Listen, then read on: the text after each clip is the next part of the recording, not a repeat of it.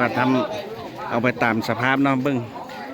บรรยากาศเนาะการเคลื่อนศพออกเขาใช้รถไถนาเนาะเดินตามเขานี่แหละเนาะรถไถนาเดินตามเขาเนี่ยพวกท่านล่ะยากก็ยากแล้วแม่อุดอะไรคุ้งกันนี่น้ำสวยผมคิดอยู่นี่ตอนนี้จะเคลื่อนศพออกแล้วเนาะเอาไปตามพวกมันยางเนาะหน้าฝนเนาะทางเข้าประสาบ่ดีบ่ค่อยดีเนาะก็เลยใช้รถไถนารถไถเดินตามเขาเนาะ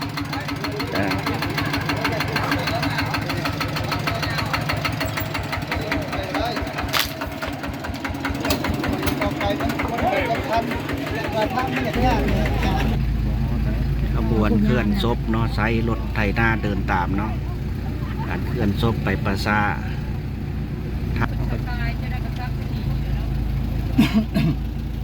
มาเบื้องทางไปประสาพี่น้อง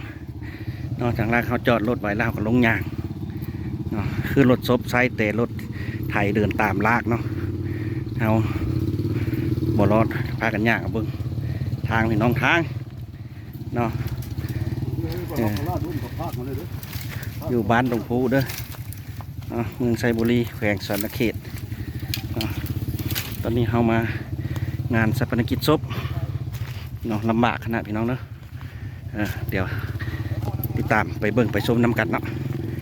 ความลำบากทำใดเนาะ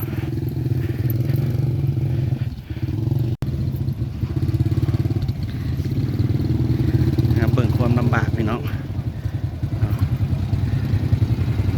ก็จะถึงภาษาเนี่เขาลงย่างทางลำบากขนาด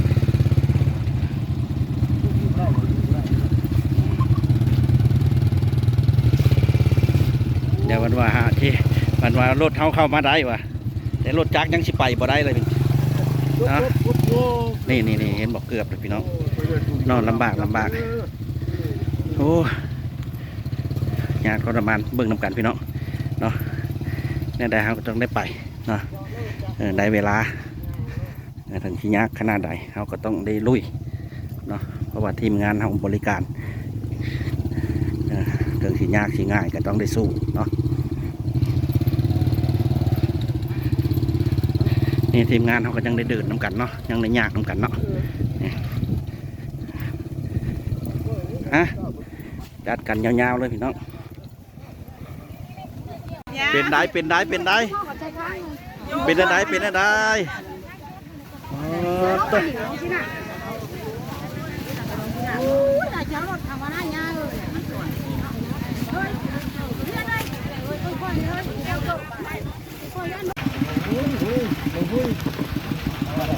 ที่เจ้าจัดดูเด้อ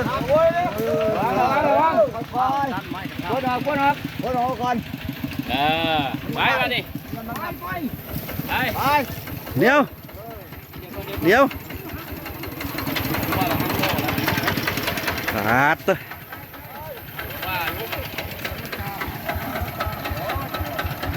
เบิ่งความลำบากพี่น้อง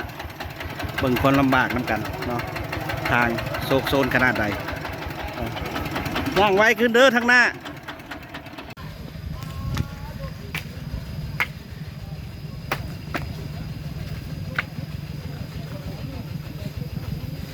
ลำบากนั่งกลางทางกับลำบากพี่น้องเนาะเอารถลากรถแก่เข้ามาบ่ได้ใช้รถไถเดินตามเนาะค่อยๆมาเรื่อยๆ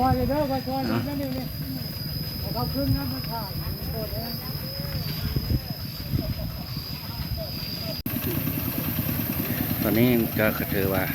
ถึงประชาเลยเนาะโดยทุลักทุเลหลายเติบเนาะพี่น้องเนาะใช้รถไถเดินตามลากเนาะสภาพแบบพี่น้องเนาะลำบากลำบนขนาดลำบากมาได้ทีมงานเท่ากับจัดนี่ตามนี้เลย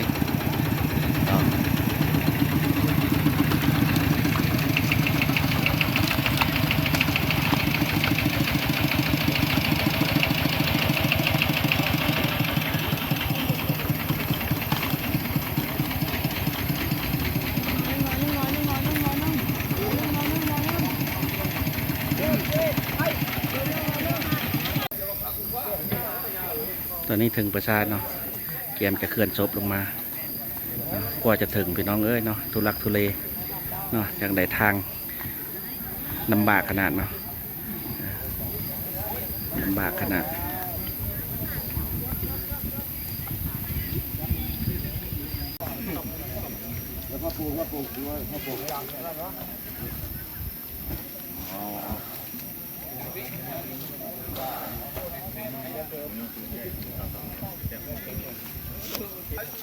จ้านะ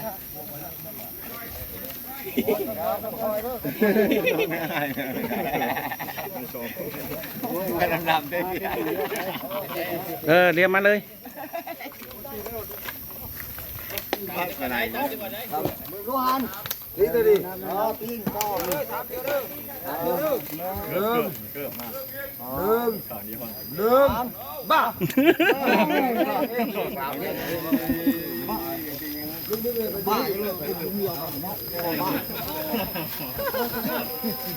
นึ่งเนี่ยไปสามมาเจอพอดี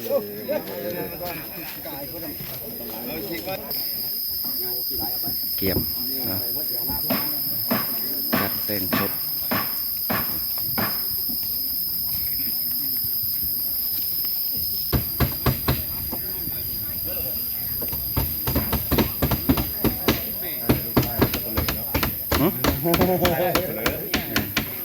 เอามันเป็นวิธีของเขาดิหลังจากตกแต่งเนาะทุกสิ่งทุกอย่างแล้วเนาะแล้วเพิ่งเฮ็ดแต่มาปีนี้แล้วก็มาแต่งผ้าขาวเนาะแต่งผ้าขาวให้คน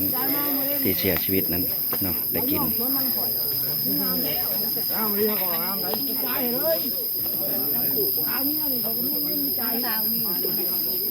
ทุกที่ทุกบ้านอาจจะเหมือนกันเลยเนาะทุกที่ทุกบ้านจะเหมือนกันแต่มีการแต่งผ้าขาวผ้าน้ำเนาะให้ผู้ตายนั้นได้กินเนาะเฮ็ดตามประเพณีที่เคยกันเฮ็ดมาเนาะมีทุกบ้านเนาะ